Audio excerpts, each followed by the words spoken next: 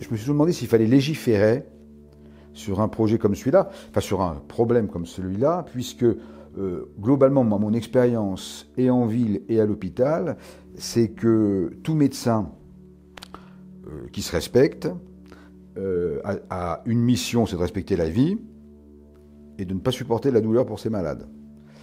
Ce qui fait qu'en combinant les deux, en principe, déjà rien que sur le plan pratique, il peut arriver en aide à l'immense majorité des cas de fin de vie. Si en plus il y ajoute des qualités morales, compassionnelles et amicales, ça ne peut aussi qu'arranger les choses. Mais je veux dire, encore une fois, chaque médecin en son âme et conscience était capable de... Alors bien sûr qu'il y a toujours eu des dérapages, des médecins qui ont activement pressé sur des pompes létales ou autres, sûrement. Mais globalement, il y a une éthique humaine, j'allais dire presque naturelle, mais c'est un mot qu'on n'a pas plus trop le droit de dire non plus aujourd'hui, qui permettait au corps médical d'avoir les moyens et d'accompagner et de soulager la douleur, et du coup de ne pas poser la question de déclencher une mort active, de déclencher enfin, on ne parle plus d'euthanasie d'ailleurs, de pratiquer l'euthanasie. Donc au niveau des soins palliatifs, donc cette décision a été petit à petit prise et mise en pratique, mais ça n'a pas été facile. D'ailleurs, on voit qu'il y en a très très peu en France. Le mode de fonctionnement, c'est qu'on accueille donc des personnes en fin de vie, et aujourd'hui, en tout cas je sais qu'à Jeanne Garnier c'est comme ça, ils souhaitent les avoir relativement tôt pour justement bien les accompagner et pas les avoir en cata.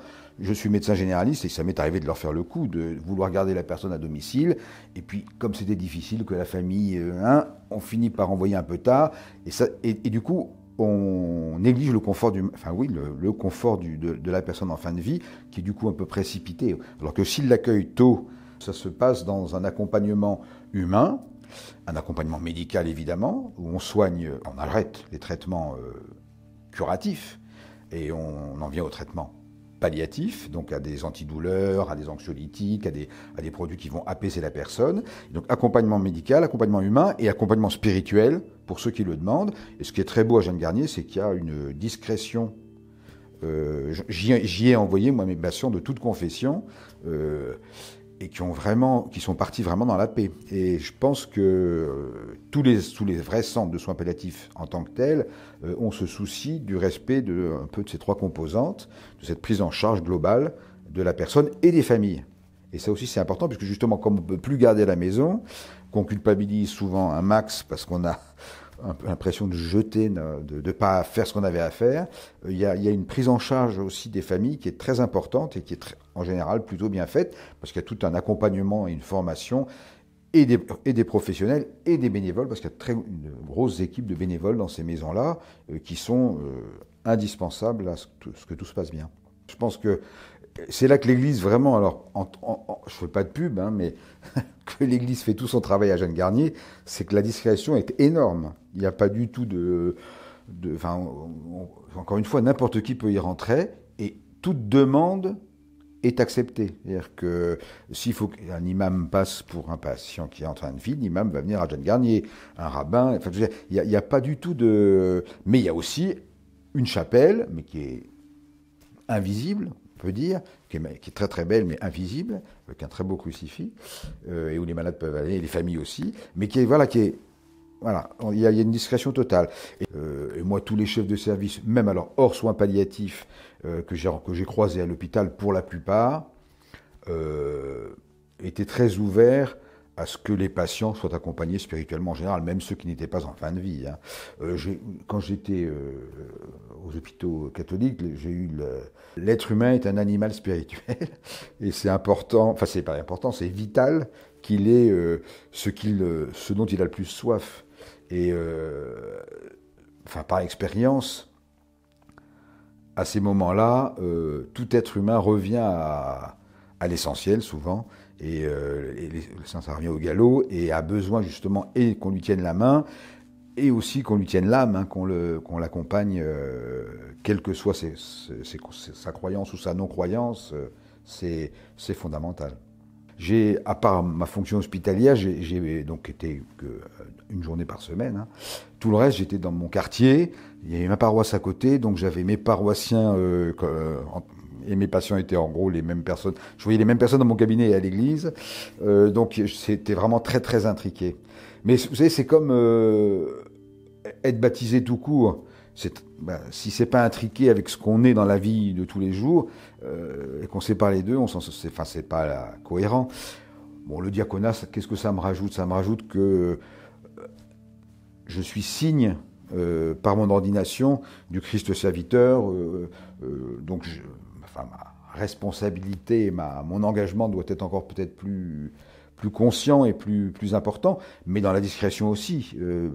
Beaucoup de patients savaient que j'étais diacre, pas tous, et je ne le mettais pas sur le front, mais c'est sûr que c'était présent en moi, et que j'ai sûrement pas toujours bien fait les choses. Hein. C'est un exercice difficile d'accompagner une personne en fin de vie. C'est pas simple.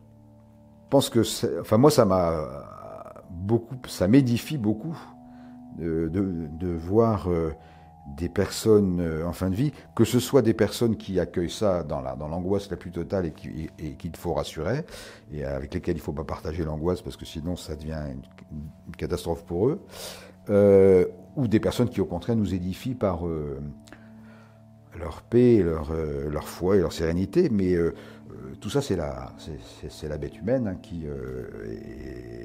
moi j'ai eu la chance d'avoir un ministère et un métier extraordinaire qui m'ont permis d'aller auprès de l'humanité au fond du fond, quoi. Et c'est beau, c'est très souvent beau. Hein. Les morts peuvent être, sont quand même en principe de moins en moins douloureuses physiquement, ce qui est déjà fondamental. Elles sont toujours douloureuses moralement et même spirituellement, hein. Mais il y a quand même une révélation de ce qu'est la personne humaine, souvent qui est assez incroyable. Et ça, il ne faut pas le voler. Les patients qui sont en fin de vie, souvent, du coup, me font appel à moi et je reste en contact ensuite après. Et souvent, donc, je célèbre leurs obsèques à Saint-Léon, et, quand ça arrive, et heureusement pas si souvent que ça, mais plus qu'avant, puisqu'encore une fois, ils vieillissent. Et je garde des liens, évidemment, avec les familles après, que j'avais avant, parce que j'ai exercé 40 ans. Donc j'ai des adultes vraiment adultes que j'ai soignés enfants, que je croise encore dans la rue aujourd'hui et dont j'ai soigné les parents. Voilà, donc il y a tout un tissu social de par ma profession et de par mon ministère à Saint-Léon juste à côté qui font que je reste en relation humaine avec des tas de personnes. J'ai la conviction que si la société pouvait redécouvrir que la fin de vie ce n'est pas un échec en soi, mais fait partie de la vie, justement, et qu'elle peut rassembler, au lieu d'isoler, moi, je prie vraiment pour ça. Et la fin de vie est un lieu, je vais peut-être choquer, mais extraordinaire pour rassembler une famille, pour rassembler une petite communauté, pour forcer une communauté à aller autour de quelqu'un, et ça ne fait que du bien à ceux qui seront déplacés. Il y a vraiment cette reprise de conscience que la fin de vie, la mort fait partie de la vie, quoi, et que c'est pas... Alors après, quand on est croyant, on sait que c'est pas une fin en soi, mais même, de toute façon, humainement parlant, c'est la fin d'une belle ou d'une vie difficile, c'est toujours le lieu où on peut rassembler et où on peut faire grandir l'humanité, parce que ça fait grandir d'entourer quelqu'un et de se retrouver à plusieurs autour de quelqu'un. Voilà. Donc ça, je prie vraiment pour qu'on redécouvre que la mort n'est pas une fin, un échec, on termine et puis c'est fini, on tourne la page. C'est au contraire, sinon une ouverture vers autre chose, mais au moins un lieu où on peut vraiment faire humanité. Et ça, je crois que c'est très important.